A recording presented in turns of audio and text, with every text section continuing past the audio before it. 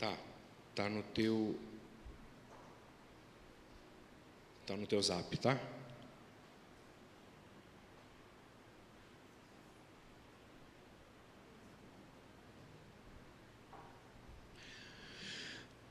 Então vamos lá, gente, vamos caminhar aqui nessa manhã.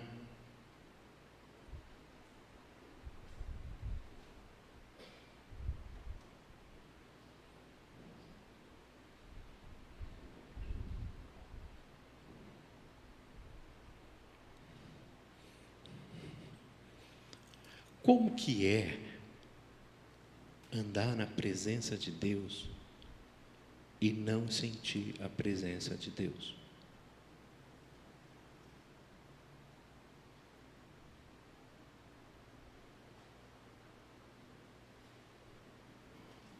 Já aconteceu isso com vocês ou não? Saber que Deus está ali, mas não sentir. Já viveram isso ou não? Como que é isso?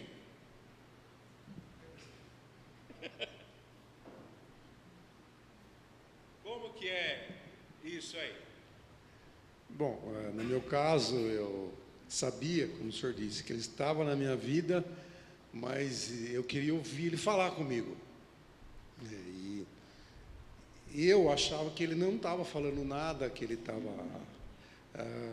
em silêncio, vamos dizer isso. Mas eu sabia que ele cuidava de mim. Que sensação, sentimento, cara? A minha sensação de vazio, de estar sozinho. Dá um desespero ou não? Muito, muito grande. Você já viveu isso? A minha experiência é... Esse momento que você conheceu ele, depois você conheceu Essa fase aí também. Vários momentos. Foram vários momentos, mas o que eu mais, assim, recente é que estava tudo assim, estava tudo bom, né? Na minha vida não tinha por qual motivo daquela tristeza dominar, assim, meu coração. Tinha minha filha bebezinha, acabado de nascer, minha casa, estava tudo assim, bonitinho, mas aquela tristeza dominava, assim, sabe? Eu não tinha alegria no meu coração. E eu buscava tanto a Deus, Deus, tira isso de mim, mas não foi aquela coisa de um período curto, foi muito longo aquilo. Não acabava, eu orava, eu clamava a Deus, eu não tinha aquela resposta, que eu queria que aquilo saísse de mim, que eu não entendia por quê. Eu sabia que Deus estava no controle, Ele estava à frente, mas aquele sentimento não saía de mim, eu não tinha controle, né? E eu orava, clamava. Daí teve um dia, estava fazendo caminhada e eu orei para Deus. Eu falei: Senhor, eu sei que eu tenho que esperar o seu tempo. O Senhor está trabalhando em mim alguma coisa, mas acalma meu coração, venha me trazer paz, paciência para esperar o seu tempo, porque está difícil, está muito difícil. E daí foi indo, e aos poucos ele foi trabalhando e esse sentimento saiu do meu coração. Então, é no tempo dele. Eu sabia que ele estava lá, ele estava olhando para mim, mas não passava, né? Era o silêncio dele, era o tempo dele. Quem já na vida cristã teve algum ensino, algum estudo de como viver, de como olhar a Deus no momento do silêncio? Geralmente, quando fala que Deus está em silêncio, a culpa é de quem? Por que Deus não está te ouvindo? Por que Deus não está falando com você? De quem que é a culpa? Você é normal, Deus nunca falou com você mesmo. Por que isso? Acho que é da pessoa mesmo. A culpa é dela. Vamos ter uma versão internacional? Então a gente vai ter agora uma explicação de um outro país, tá? Eu vou tentar traduzir para vocês o que ele for falando e aí eu vou traduzindo, tá ok? Tá bem? Tudo bem. Eu disse para vocês, eu vou tentar traduzir, tá? De quem é a culpa? Sempre Deus Deus não fala mais comigo, eu não sinto mais a presença de Deus, Deus não me ouve, Deus não... Qual a sensação que a gente tem nesse momento de que a culpa é de quem? Então, pastor, eu acho que a gente sempre acha que a culpa é nossa, né? Que a gente está errando em alguma coisa, é por isso que Deus não fala com a gente. Vocês entenderam ou vocês querem que eu traduza? Ele disse que geralmente a culpa é nossa e que precisa não.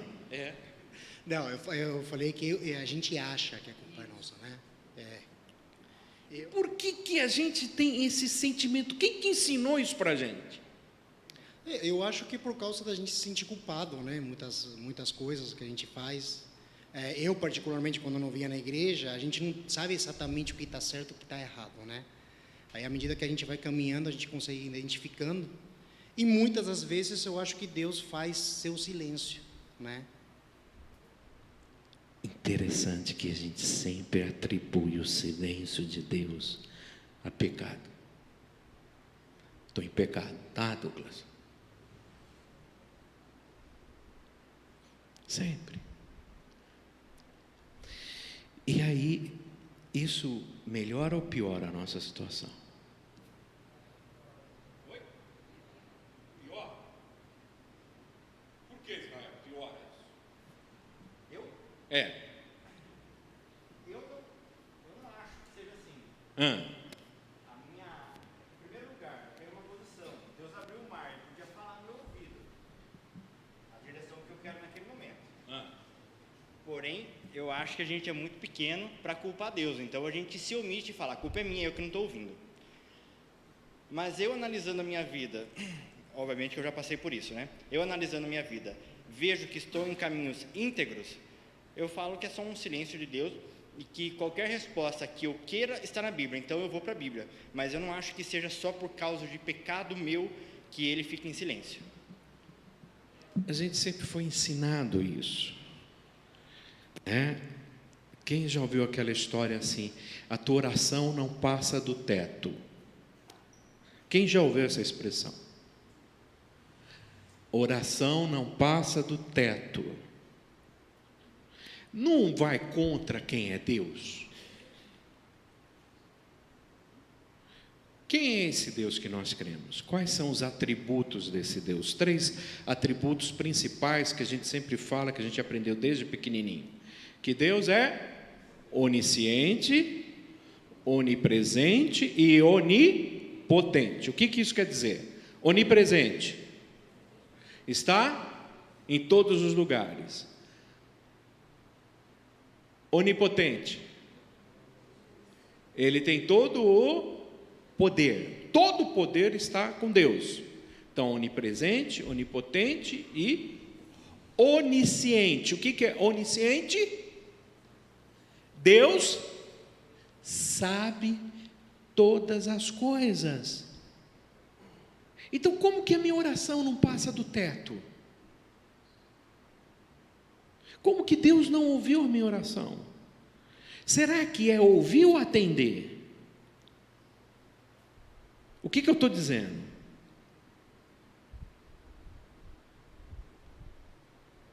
O meu problema é Deus ouvir ou Deus atender?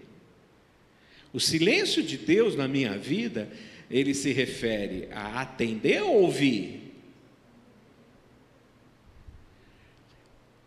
Quando os meus filhos eram pequenos, eles só queriam tirar uma frase da minha boca.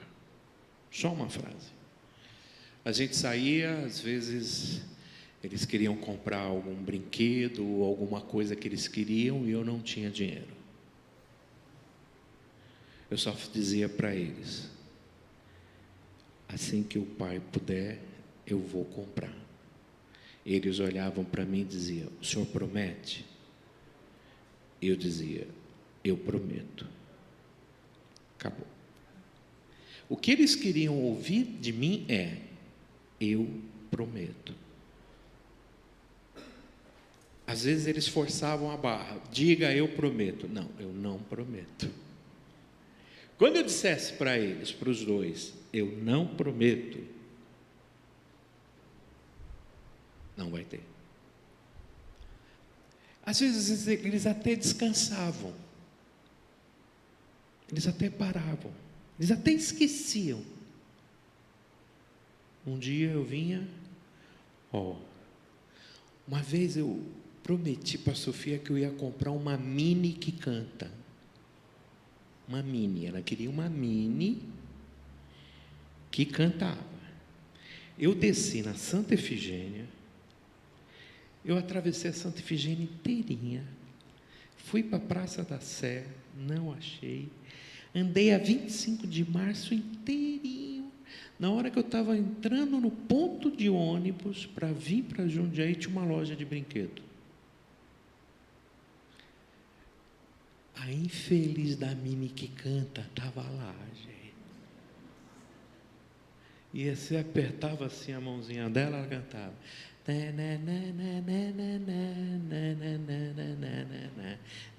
Nossa, essa música irritou minha vida inteira. Mas eu prometi para ela que eu ia comprar uma Mini que cantava. Quando a gente foi para a África, ela falou: pai, o senhor me traz um bicho bem grande, de pelúcia? Eu falei: trago. Quem foi em casa já viu. Eu comprei um tigre. É desse tamanho aqui. Cabeça assim. E para trazer no avião aquele negócio, gente? Não cabia em mala, não podia. Aí, o que eu consegui achar? Eu entrei no aeroporto, eu peguei um saco de lixo que eles estavam colocando, que era bem grande no aeroporto, para cobrir aquilo, para conseguir trazer. Mas eu falei para ela: eu vou trazer. O que eles sempre quiseram tirar de mim é essa frase: eu prometo. Como o pessoal aqui da igreja já sabe: não, nós vamos comprar. Não, nós vamos fazer. Não, esquece. Quando eu falo esquece, esquece. Se eu, que sou um pecador, eu que sou falho, eu que tenho uma série de dificuldades, quando eu dou a minha palavra, quando eu empenho a minha palavra, isso traz uma tranquilidade para os meus filhos. E Deus? Qual é a promessa de Deus para a minha vida? Como é que eu posso confiar e descansar? Se Ele prometeu, se eu tenho paz no meu coração, que Ele prometeu, acabou. Então, quando eu estou nessa crise, quando eu estou nessa dúvida, quando eu estou nesse problema todo, de não entender, é que eu não ouvi a voz de Deus. Eu não ouvi a voz de Deus. Eu não tenho certeza daquilo que Deus quer para mim. Você imagine, aos 18 anos, eu, desenhista, projetista de ferramenta, eu chego para minha mãe e falo: não vou fazer faculdade de engenharia, vou largar tudo e vou trabalhar na igreja como secretário. Vou ganhar 1/4 do que eu ganho. Você já imaginou a dona Benedita olhando para mim? E minha mãe era da congregação cristã do Brasil, que não aceita pastores, que não tem ali ninguém que é remunerado. Eu larguei, eu fui lá na empresa, falei: me dá conta. E eu estou há 35 anos no ministério. Eu fui ordenado com 22 anos. Eu tinha plena convicção daquilo que Deus havia falado comigo. Vocês acham que nesses 35 anos eu já não falei para Deus: Deus, eu acho que o Senhor se enganou? Você acha que nesses 35 anos eu já não olhei para Deus e falei: Deus, será que sou eu mesmo que o Senhor chamou? Aí sabe o que Ele faz comigo? Põe vocês na minha vida. Põe vocês na minha vida. Ele não precisa falar nada. Só botar vocês na minha vida. E aí a gente vai vendo. Então, Eu nunca vi uma campanha de vamos contemplar a Deus na sua ausência. Nunca vi um culto desse. Nunca vi assim uma manifestação de louvor e adoração, porque Deus não está falando comigo. Nunca vi isso.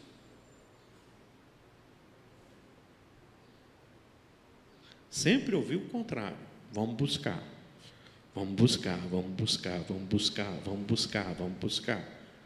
Vamos buscar a presença de Deus. Mas muitas vezes eu não tenho essa consciência de que eu estou aonde? Na presença de Deus. De que Deus está presente. De que Deus está aqui. Então, a gente viu a semana retrasada, esse sentimento que veio sobre a vida de Jó. Então, eu acho qual que era a maior dor de Jó? Não sei se você já teve um tempo de ler esse livro. O que vocês acham qual era a maior dor de Jó? O que vocês acham que era aquilo que mais perturbava esse homem?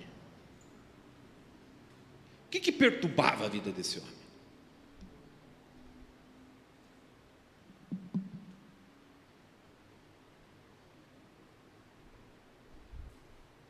Você olha assim, você acha que foi ter perdido os filhos? Eu acho que a maior dor dele foi que a mulher dele ficou. Não, desculpa, não. O diabo tirou tudo, gente. O diabo é esperto, né? O diabo só não arrancou aquela mulher. O diabo levou os filhos, levou os bens, levou o empregado, levou tudo, só não levou aquela mulher dele. E o que a mulher dele falou para ele? Que mulherzinha, não? O que vocês acham? Ela olha para ele e fala o que para ele? Amaldiçoa o teu Deus e morre. O que vocês acham da mulher de Jó? O que vocês acham dela? Hein? Uma agraciada, é isso? O que vocês acham de viver do lado dessa mulher? Uma bênção. Uma bênção?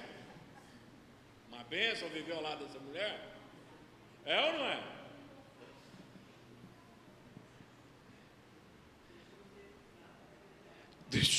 Olha, calma. Vamos pensar. Eu fiz um pensamento inverso. Ela ficou do lado dele até o final. Ficou ou não ficou? Pensa bem, pensa bem. Ela é uma madame. Ela é uma madame. Ela é riquíssima.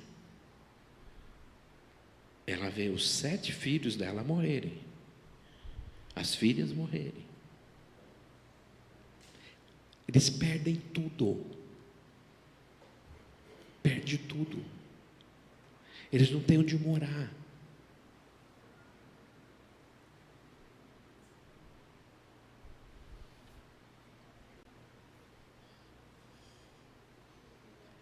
Você ficaria do lado do teu marido nessa situação? Não precisa ser falsa, tá?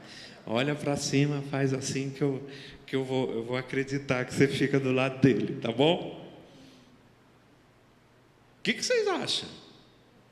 Vamos olhar a mulher de Jó? O que vocês acham? Tem mulher que por muito menos chuta o homem e vai embora? Hein, né? Você tem relatos disso lá? Não? Tem muitas mulheres que fazem isso. Sim, às vezes casa, só de casar, já quer tratar o marido como inimigo e já é um motivo para se separar.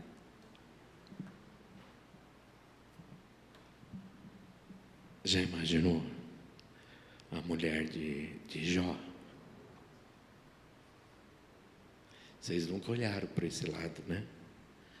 Dá uma olhadinha do outro lado, se eu estivesse na pele dela. Será que eu aguento? Eu acho que eu não aguento aquilo lá não, hein? Eu já teria dado um chute naquele Jó rapidinho. Qual era a maior dor de Jó?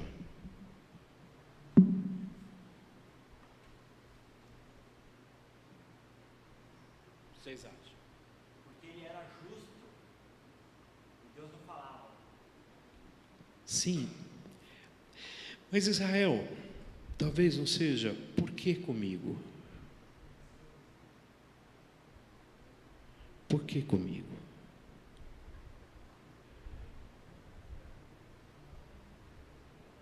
Quem aqui teve pai e mãe violento? Alguém teve? Vamos pegar o haitiano, só estrangeiros aqui. Teu pai era violento? Teu pai batia muito. Muito? Como que era isso aí?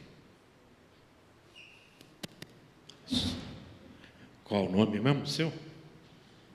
Meu pai é assim. Se ele pedir para você fazer alguma coisa, você demora um minuto, você já levar uma pancada aí. Pancada. É Como forte. que era essa pancada? Qualquer coisa, aí bater com a mão, se tem. Qualquer que vem na mão dele, bater. Porque a gente apanha muito. Você apanhou? Nossa, não me fala. Aprendeu alguma coisa ou não? Bom, Você eu vou, apanha mais, né? eu vou falar que eu aprendi sim. Aprendeu. Sim. Mas ele batia feio. Bater feio. Bater muito. De cair assim, às vezes de... A gente não sei, mas eu, principalmente eu, que estava mais próximo a ele é muito pancado. Quando teu pai te batia, cara, assim, que sentimento você tinha? Bom, agora, assim, ele batia em mim. Ele, algumas vezes, não é porque ele não tem razão, não é porque também ele não tem amor, mas porque a pessoa, algumas vezes, eu vejo o lado do meu pai, porque quando eu vim aqui, é totalmente, porque eu vi como vocês, algumas pessoas também de lá, tratar as crianças, eu sempre ia falar, nossa, meu pai, o que ele tem? Eu queria tanto um amor assim. Por que meu pai me trata assim? Bom, ele quer a gente se mudar. Ele quer faz uma coisa num jeito dele, ele quer orientar. Vocês estão vendo o sentimento que traz para a gente? Então, eu vejo na vida de Jó essa pergunta, uma pergunta que não quer calar. E você sabe o que eu mais temo? O que eu tenho mais dificuldade é explicar isso. Eu não sei explicar isso.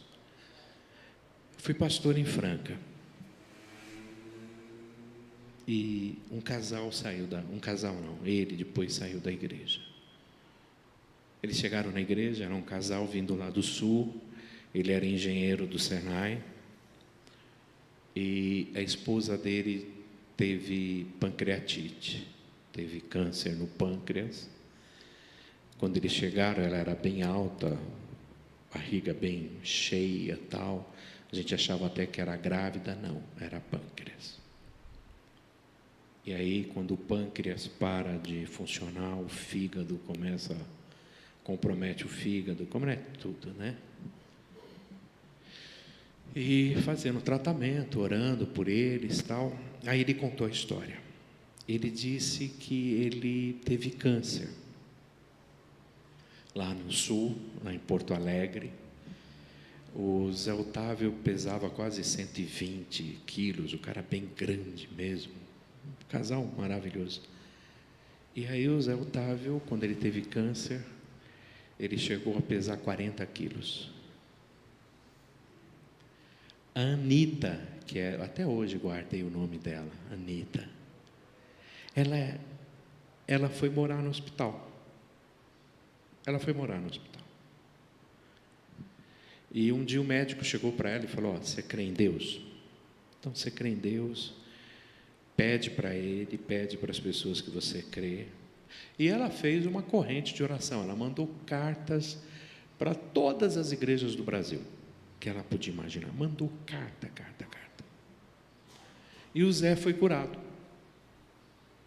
Ele foi curado. Só que quando ele foi curado, ela contraiu uma bactéria, que foi que deu a pancreatite. Ela pegou uma infecção hospitalar. E aí começou a evoluir muito o quadro dela. E eu acho que ela seria a primeira pessoa no Brasil a conseguir o transplante de fígado. Não sei se hoje já tem, mas estava vindo para o sul. E quando ela foi para o sul já internada para tentar fazer o transplante, conseguiu. Ele fez a mesma coisa, ele mandou cartas para o Brasil todo pedindo pela vida dela. Ela morreu.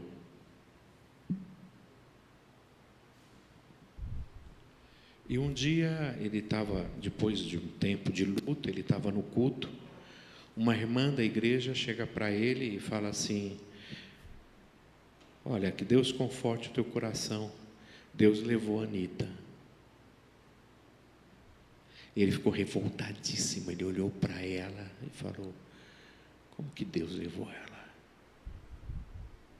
Ele não sabia que eu precisava dela. Por que ele precisa dela lá? Sendo que eu preciso muito mais.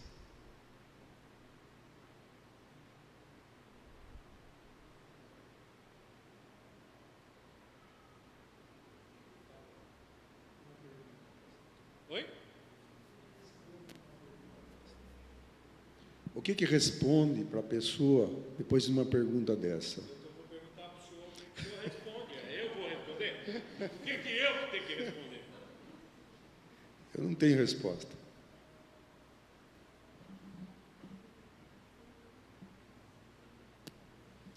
Eu já tive outras perguntas também como essa. De um bebê de 1 ano. Eu sou muito abençoado por Deus nesses 35 anos de ministério. Eu creio que eu devo ter participado de 10 a 15 velórios. Desses 10 a 15 velórios, todos eles eram pessoas que viviam com o Senhor e já eram bem de idade. Não que eu estou dizendo, mas é algo que já estava se esperando, não foi algo trágico. Quando é trágico, é difícil demais. É muito difícil. Quando não é algo esperado. Lógico que ninguém espera a morte de ninguém, mas tem algumas pessoas que a gente até ora para que Deus leve para aliviar a sua dor.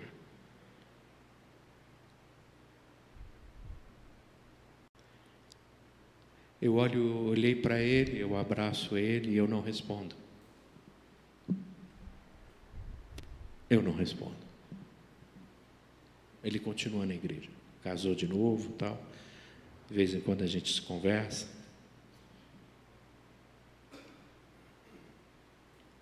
Se a gente começar a ensinar as pessoas que Deus está presente, que Deus sabe das coisas que nós cremos, que esse Deus que a gente crê, o que Ele é?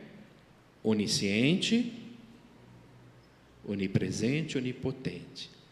Se eu começo a questionar Deus e dizer para Deus: Deus, por que disso, para que isso, por que eu, por que comigo?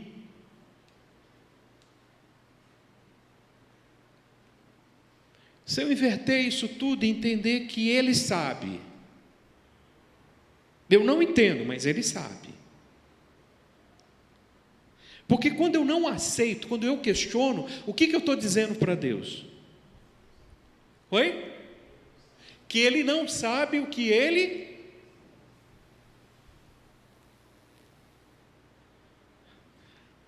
O senhor já andou com essa senhora de carro.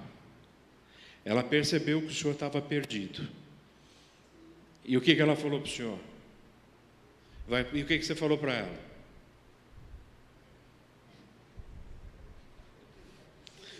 Oi? O que você falou com ela? Bem, o que o senhor disse para ela? Com muita educação, bem educado.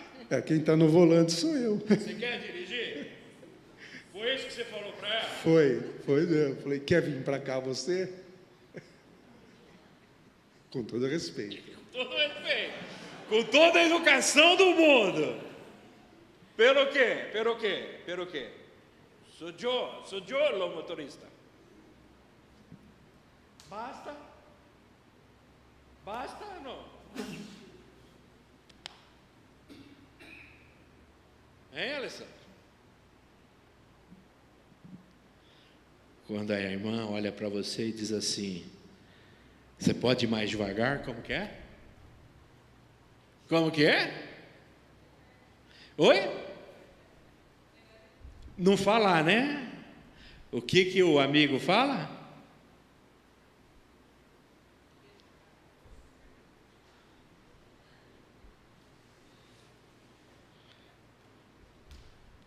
Eu creio que Deus, quando Ele olha para a gente faz essas perguntas.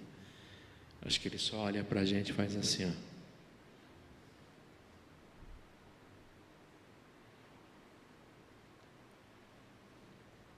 A minha sogra, ela enterrou 4 filhos, mais o marido. Minha sogra. Ela sempre feliz. Ela sempre cantava, ela sempre adorava a Deus. Eu tenho uma outra senhora que perdeu o filho e morreu. Ela morreu, essa senhora, o dia que ela enterrou o filho. Ela não consegue fazer mais nada até hoje. Mas eu olho para minha sogra, eu falo assim, olhava para minha sogra e eu via uma força muito grande. Se o teu patrão não te pagar, atrasar teu pagamento, se o teu patrão te explorar, o que você faz com ele?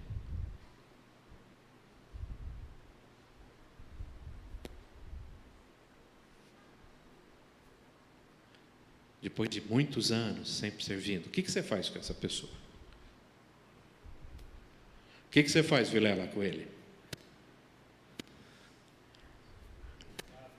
O que o senhor faz? Você fica irritado, né? Quantos anos o senhor trabalhou nessa empresa? Trabalhei 33 anos. No final, esse patrão pagava direitinho o senhor, não?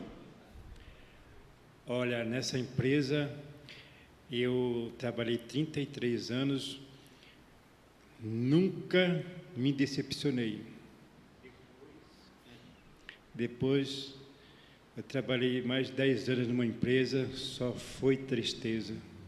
E o senhor deixou de trabalhar como o senhor trabalha? Parei, só estou... Mas assim, esses 10 anos nessa empresa que essa pessoa explorou, fez tudo isso, o senhor algum dia falou, eu não vou trabalhar do jeito que eu tenho que trabalhar? Eu fiz o meu papel, trabalhei certinho. Feliz. Nunca vi esse homem reclamar. Atrasava. E ele lá. Às vezes a esposa dizia assim para ele, Vilela, sai daqui. Não. Quase perdeu o dedo na empresa. Aí você vê, da onde vem um negócio desse? Você é mais feliz assim, Vilela?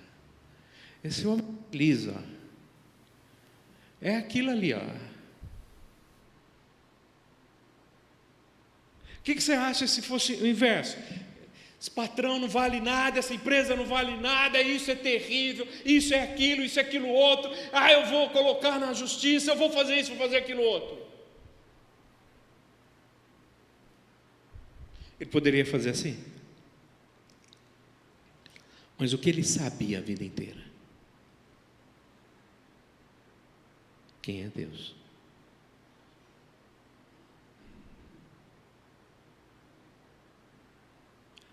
Quem é Deus? Hoje nós temos aqui o primeiro representante de uma empresa na América Latina brasileiro que cuida de soluções. Vem cá, Fernandinho.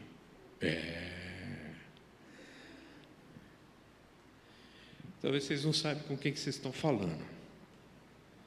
Isso aqui teve, no primeiro encontro em Nova York, dos maiores técnicos de solução em software do mundo, ele foi convidado pela IBM. Quem ensinou os primeiros passos para ele fui eu. Fui assim, eu dei os primeiros toques. De onde você veio, Fernandinho? Minha origem? Pompeia. Pompeia. O que você fazia em Pompeia? Catava o quê? Caçava passarinho no mato, né? Catava passarinho. É isso? O que mais você fazia? Teu pai adorava você, enfiava a mão em você o tempo todo. Enfiava a mão. Apanhava mesmo. Apanhava. Mãe jogava chinelada, né? Não. Perdia dente, né? Arteiro, não? Você achou que você ia ser alguma coisa? Não. Sua salvação foi aquilo ali, né? Não? O que aconteceu com a tua vida? Assim, meu pai, a gente teve uma infância bem difícil, né? Com álcool, problema de álcool, né? Que até hoje a gente, né, tem uma consequência, né? Minha mãe até hoje tem pânico, tem tudo. Mas apesar de tudo isso, ele teve a sabedoria estudei muito, comecei a estudar muito cedo, né? Fiz eletrônica, tudo, e já comecei a trabalhar cedo também, né? Judô também, fiz judô desde pequenininho, né? Disciplina, né? E hoje, né, trabalho com as melhores, né, os mentes da IBM, né? Tenho esse privilégio de estar no meio dessas pessoas e de toda hora voltar e ver a minha origem, né? E agradecer a Deus por estar nos lugares, né, no momento certo, nos lugares trabalhando com as pessoas certas, né? Então. Você foi eleito, você faz parte do comitê da América Latina? Eu sou hoje, né, trabalho na área de segurança cibernética, né, da IBM, e a maior patente, né, de arquitetura está na minha posição, né? América Latina. Fala que você é meu amigo. Quantos anos você está com o Senhor? Você está com Jesus? Samara, 90 e... Quanto tempo que ele é crente? 95, né? Desde 95. 95 você se converteu? 95. 27, 28 anos. E amanhã a gente faz 22, né, de casados. 22 anos, 22, 24 anos de casado. 4? É que ele cuida muito, é muito número, é muito logaritmo, é muita coisa. É isso? É isso. Teve alguns períodos na tua vida que você falou, cadê Deus? Mas assim, eu sou um engenheiro de telecomunicações, né, na formação. E tem tecnologias, né, que ela é unidirecional, né? Então, quando a gente faz a comunicação ficar unidirecional, né, realmente não tem, você perde pacotes, né? Perde informação, né? E eu acho que é isso que acontece quando a gente esfria. Eu estou cortando a minha comunicação, né? Deus está sempre ali, tentando entender e Amém? Cuidar. Obrigado. A gente não entende a sabedoria de Deus. Entende? A gente não entende aquilo que Deus faz. Eu tenho aprendido, né, que nos momentos mais difíceis da minha vida, em que na verdade, a gente não gosta de sofrer, né? Não gosta. Quem aqui gosta de dor? De sentir dor? Alguém aqui gosta de sentir dor? Né? Você sabia do que você tem saudade? Você sabe do que você tem saudade? Saudade a gente só tem de coisa boa. Eu nunca vi ninguém assim, eu estou com uma saudade da minha dor de dente. Nossa, faz tanto tempo que eu não sinto dor de dente. Você já viu alguém assim? Você já viu alguém dizendo assim, nossa, eu estou com uma saudade quando eu era criança, que eu chutava o paralelepípedo e arrancava a tampa do dedão e sangrava, perdia... Nossa, que coisa boa que era aquilo. Você já viu alguém falar isso? Nossa, eu estou com uma saudade do fora que eu tomei quando eu namorava. Que fora maravilhoso. Aquilo foi tudo para mim. Você vê alguém tendo saudade de coisa ruim? Ninguém tem saudade de coisa ruim, gente. Ninguém tem saudade de coisa ruim. Não tem. O que a palavra de Deus diz nesses momentos difíceis da nossa vida? Quero trazer o quê? A memória, aquilo que me dá esperança. Quero trazer à memória o quê? Aquilo que me dá alegria.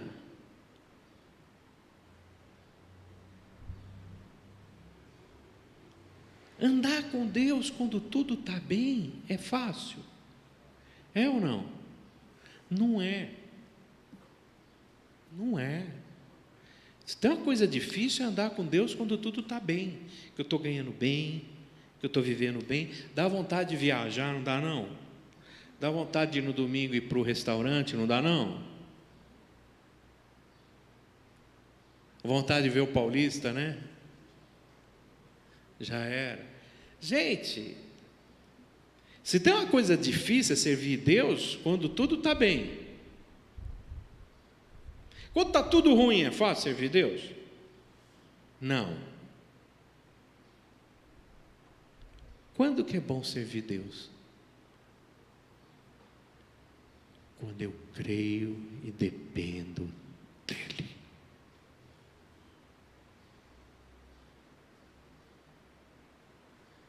Porque se está tudo bem, como que esse homem está aqui de manhã aqui na igreja? Por que ele estaria aqui domingo de manhã na igreja?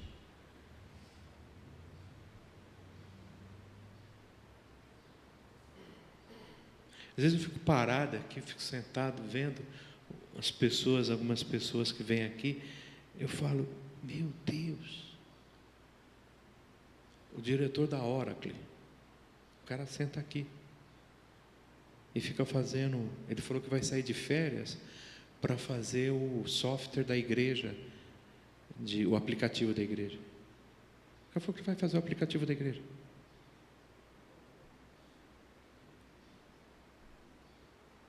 O cara é diretor da Oracle, uma das maiores empresas de soluções.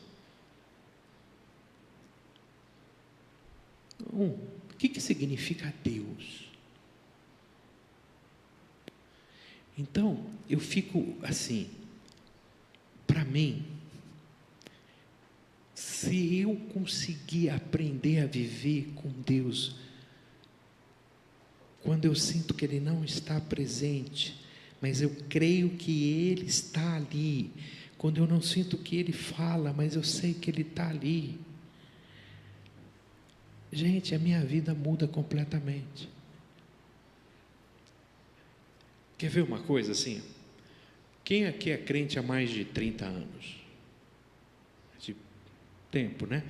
Os cultos mudaram desde quando vocês foram para a igreja? Assim, lá no início, como que era o culto? Tinha alguma igreja com essa cor? Oi? Mudou a forma de culto? O que mudou, Dorcas, de culto? Como que era o culto antes?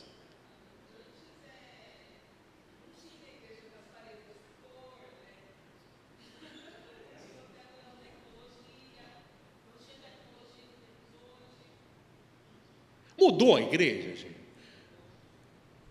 Bini, mudou a igreja? O retroprojetor. Nossa, quem tinha retroprojetor era o show, pô. Gente, eu ia numa igreja que eles escreveram o versículo da igreja, que era Isaías 55:1, né? Buscai ao Senhor enquanto se pode achar e invocai o seu nome. Então, todo culto a gente tinha que ficar em pé e ler o versículo. Buscai ao Senhor enquanto se pode achar e invocar o seu nome. Pá, terminava de ler, aí a gente cantava um hino. Saudai o nome de Jesus, arcanjos vos prostrai, arcanjos vos prostrai, o Filho do eterno Deus, glória,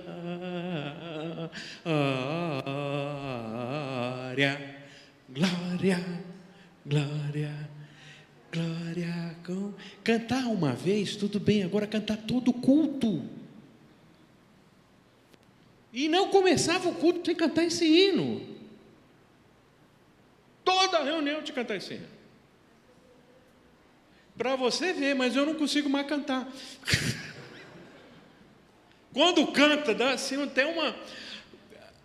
Eu tinha um pastor que ele pregava 1h15, 1h20 no Antigo Testamento. Chegava uma hora que eu já não sabia mais quem que ele estava falando, se era de Joás, de Jeroboão, se era Reboão, quem que tinha matado quem. Gente, chegava uma hora assim que eu já não sabia mais nada. E aí ele terminava. Como que ele terminava o culto?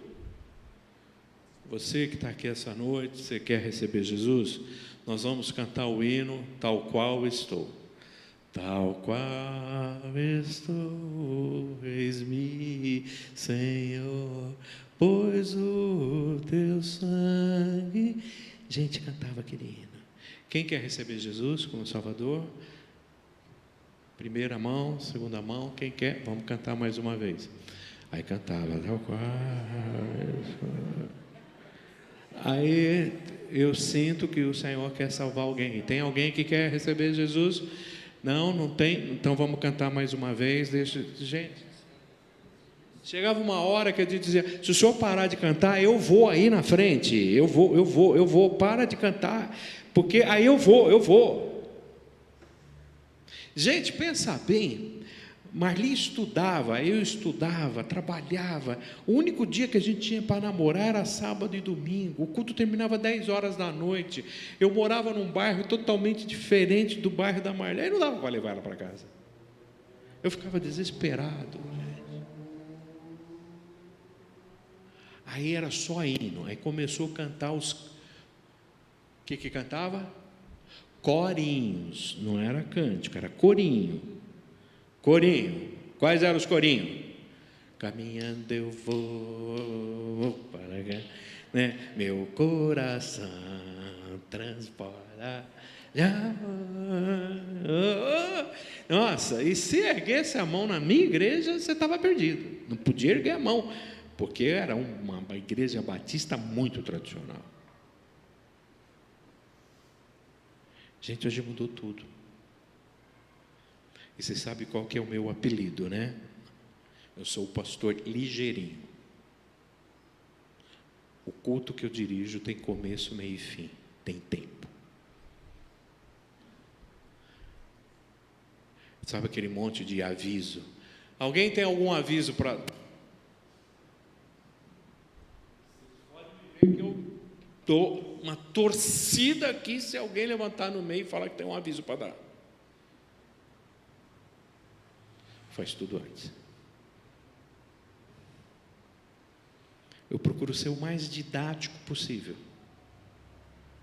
Usar tecnologia. Foi muito difícil. Eu falei muito mal de pastor que passava versículo, texto bíblico no telão. Eu falei muito mal. Agora eu tenho que pedir perdão. Mas eu vi que a gente ganha um tempo muito grande. E para o visitante ajuda tremendamente, porque ele não sabe ler a Bíblia. Então lá em Mateus, irmãos, vamos abrir lá em Mateus capítulo 4, verso tal. Aí quando você está terminando de ler, o coitado está achando. Agora nós vamos para Isaías. Gente, você mata o cara no culto, você deixa, ele fica desesperado no culto. Ele não consegue achar. Não é mais fácil a gente já colocar aqui?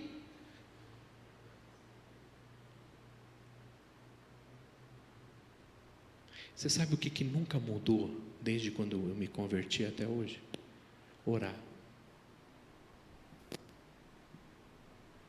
Não tem assim oração worship. Não tem oração assim tipo contemporânea. Não existe assim oração igreja moderna. Oração é oração. A oração, ela é a mesma oração. A gente não deu uma modernizada na oração. A gente não criou uma oração mais moderna. A gente não criou uma oração tipo música. Os cânticos que a gente cantava lá atrás, hoje fica muito difícil, principalmente para os jovens e adolescentes, né? Então a gente cantava: ruge forte e contundente a guerra do... O que é ruge forte e contundente? Mas a gente cantava. Quer ver outra coisa que a gente cantava? Um pendão real vos entregou o rei. O que é um pendão real vos entregou o rei? Quer ver outra coisa? Se da vidas vagas procelosas são. Vidas vagas procelosas.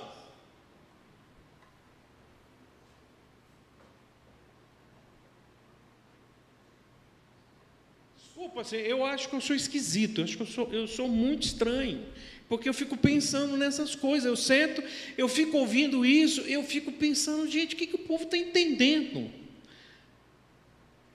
O estandarte desta igreja, levantemos com fervor. O estandarte desta igreja. Se você perguntar isso para a tua filhinha lá da escola, você pergunta lá na Appleby, lá não. O estandarte da igreja, o que você entende? O estandarte da Appleby.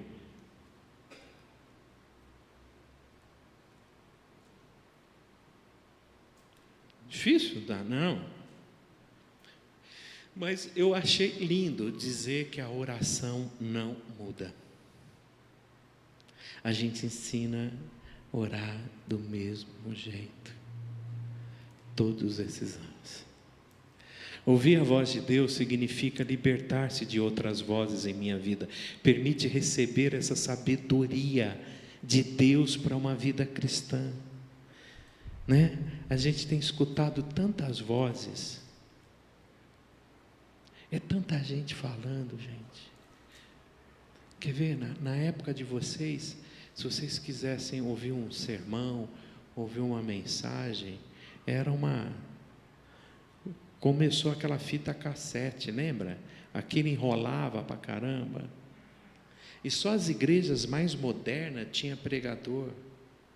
A gente não tinha aquilo. Rádio gospel não existia. O máximo que a gente tinha era Manuel de Melo.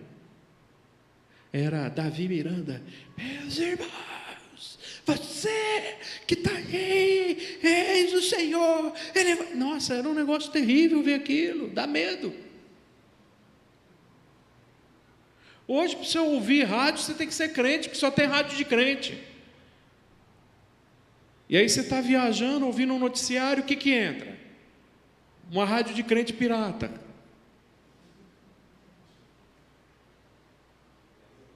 E pega aqui uma vez. Ainda quando canta os hinos legal, tudo bem. Agora tem uns que é. Uma vez eu estava indo para Rio Preto, era 6 horas da tarde, rapaz, entrou um programa da Universal.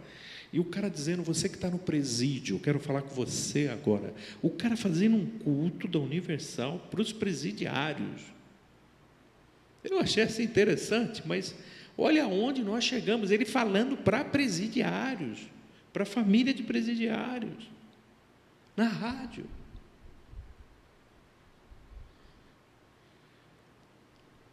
Eu toda hora recebo um negócio assim.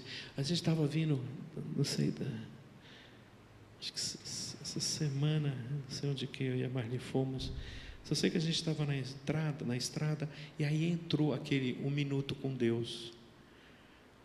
Ela falou, aí eu olhei para ela: você ligou o celular? Não, entrou aqui na rádio. alguma pirata que estava reproduzindo.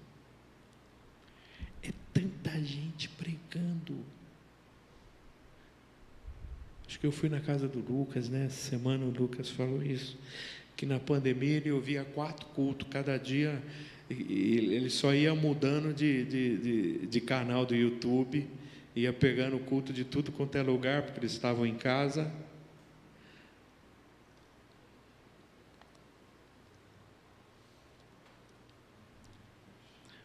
Mas a gente precisa de uma disciplina diária.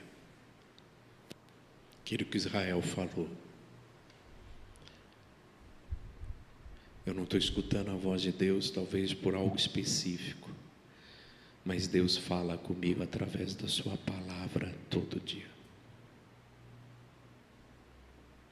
Se eu não estou ouvindo a voz de Deus para algo específico, eu posso buscar. Eu posso buscar aqui. Então, os Salmos, ele é muito bonito, ele é muito bacana, porque ele traz consolo, né, para a nossa alma. O Salmo expressa o nosso desespero, o Salmo expressa o nosso choro, o Salmo expressa a perturbação. Eu fui visitar a irmã Teresa uma vez, e ela me falou de um Salmo, depois eu acho, e ela diz assim, que nesse Salmo o salmista diz, que na minha cama tem espinhos.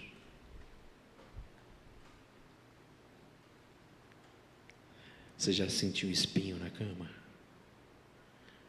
Eu já. Não acha posição. Você deita, você vira, você não dorme. Parece que está te espetando. Mas traz consolo, né?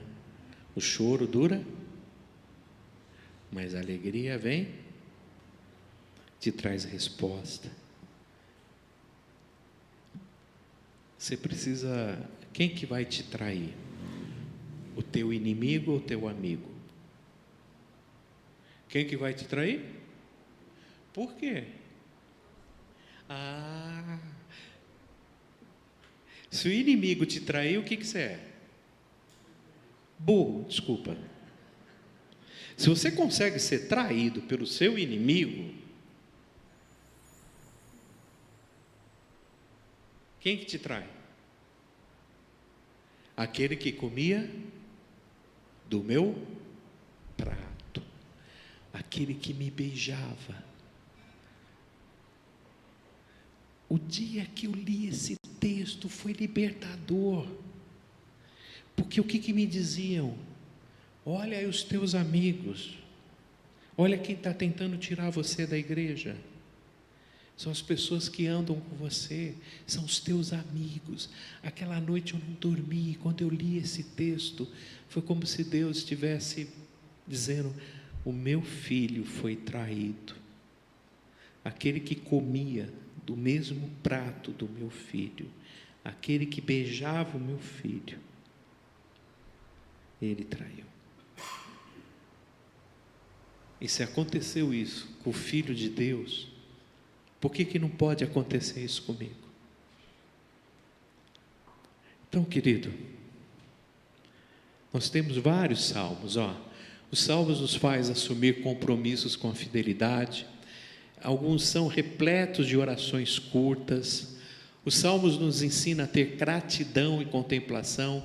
Senhor meu Deus, clamei a ti e tu me saraste. Senhor, fizeste subir a minha alma da sepultura, conservaste-me a vida para que não descesse ao abismo, tornaste o meu pranto em alegria, desataste o meu pano de saco e me cingiste de alegria, para que a minha glória cante louvores e não se cale. Senhor meu Deus, eu te louvarei. Para quando? Para sempre. Para sempre. Então, o senhor me perguntou o que eu respondo em algumas situações. não respondo.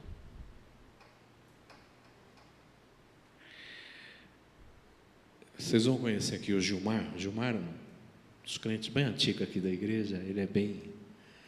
Eu gosto muito de estar com ele. Ele me faz rir bastante. O Gilmar tinha arrumado o carro dele. Fez toda a funilaria, motor. Estava com um Gol lindo. E ele tem parentes lá em Mato Grosso.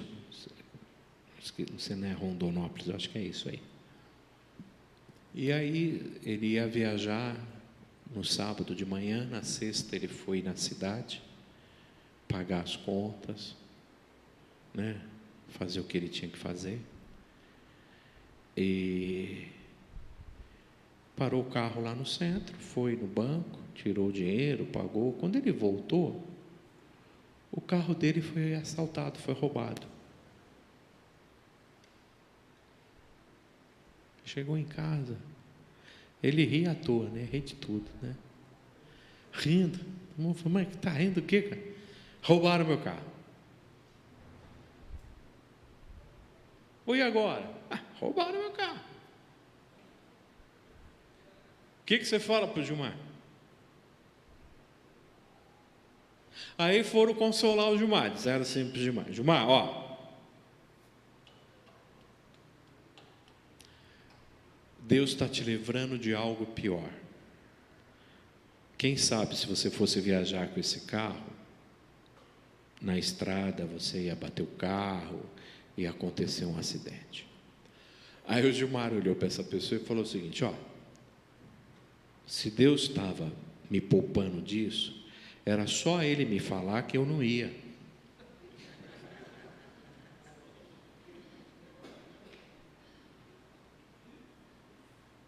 Se ele falasse para mim que alguém ia roubar meu carro, que eu ia bater, pô, fala para mim, eu fico em casa, eu não viajo, não precisava ter roubado meu carro para eu me ensinar isso. Você está vendo? Tem outra piadinha assim, né? Um crente sentou na praça e viu um senhorzinho de idade do lado assim, e esse senhor de idade fumando, terminou o cigarro e jogou fora. Aí pegou outro cigarro, começou a acender e fumar.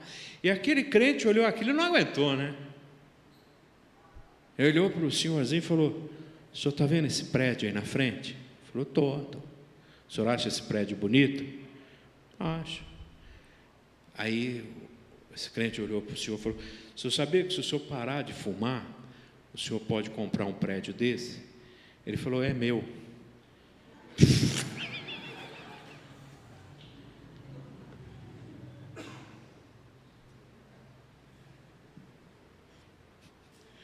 Tem coisa que você perde a oportunidade do quê? De ficar quieto. Tem coisa que você não sabe o que você vai falar.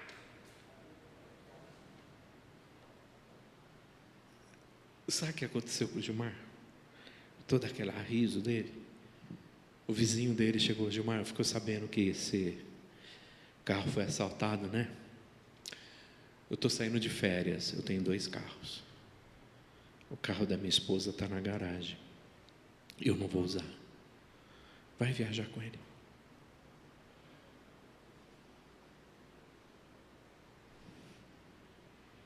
Eu não sei porque o carro dele foi roubado, mas eu sei que Deus está no controle. Eu sei. Havia uma sanca aqui, ó, no lugar disso. Era bem bonito, bem parecida com aquela, toda redonda, né? Vocês lembram, né? Essa igreja tem 54 anos agora, mas quando eu vim para cá, a igreja tinha quase 27, tinha 29 anos. Não tinha forro. Aqui não tinha forro. Essa parede estava no cal. Não tinha nada desses acabamentos. Não tinha piso. Isso aqui era contrapiso. Aqui não existia nada disso. Aqui tinha uma concha aqui. A igreja era daquela coluna para cá. Debaixo daquela coluna era um gabinete pastoral. Tá, ali era o gabinete. Lá em cima era o berçário, mas não tinha como subir porque a escada era assim. Então era depósito de lixo ali em cima. Isso era a igreja, toda recuada. Então nós chegamos aqui, começamos a quebrar tudo, arrumar tudo. E quando nós fizemos, a primeira coisa que a gente fez aqui foi aquela fachada. Fez a fachada linda. Então o povo passava na rua, via aquela fachada e entrava. Quando entrava, não tinha forro, não tinha banco. Gente. Aí eles falaram que eu era pastor de fachada. Isso é brincadeira? Eu era um pastor de fachada. Porque nós começamos a terminar de fora para dentro. E a gente começou a acabar. 3 anos, você imagine o sonho da gente.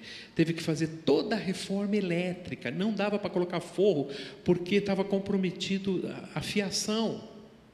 Tivemos que reformar toda a parte elétrica. Depois da parte elétrica, viemos com o forro, colocamos o forro inteirinho, colocamos o piso, a igreja linda. 3 anos eu saí de férias, eu e a dona Marli. Fomos para a praia. Primeiro dia, Marli com febre, tomou analgésico. Segundo, febre, a gente foi no hospital, a febre não cortou, a gente voltou para o hospital e o médico falou, sobe com ela que ela está com nefrite. Não tem mais o que fazer. Era num domingo, a gente já subiu, foi para... Eu deixei, acho que o Thales e a Sofia com a Armando e com a Lourdes, e a gente foi para o hospital, já internou ela. 7 horas da noite, uma chuva muito forte, me ligaram, pastor, vem aqui na igreja. Eu falei, não, vem cá. Saí do hospital, parei o carro na praça, vi aqui tudo escuro, o povo ali fora, eu não entendi nada. Na hora que eu cheguei, que eles abriram a porta, falaram, vai ver. Passou um tufão aqui, arrancou um IP, o IP veio para o meio da quadra. O portão da quadra foi para o meio da quadra. E caiu toda essa parte daqui. Ó. O pessoal estava ensaiando, eles foram para o canto e foi caindo tudo. A gente tem até marcas até hoje disso aqui. Eu entrei, olhei para todo mundo e perguntei, alguém se machucou? Não. Vamos para casa? Deus vai dar mais. Ninguém se machucou. Só cobre lá, pegamos uns plásticos, jogamos por causa da chuva e no outro dia reformamos. Eu escutei do tipo assim, essa igreja é do sem teto. Porque caiu até aqui, ó, quase 200 metros de forro. A gente era sem teto.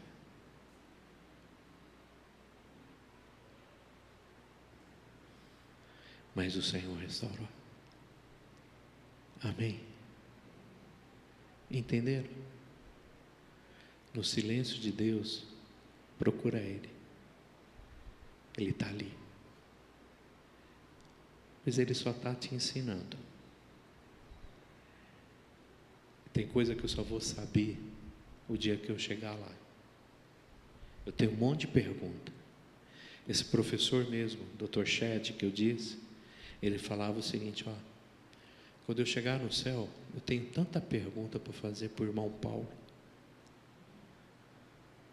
Tanta coisa que eu leio que eu não entendo o que ele escreveu.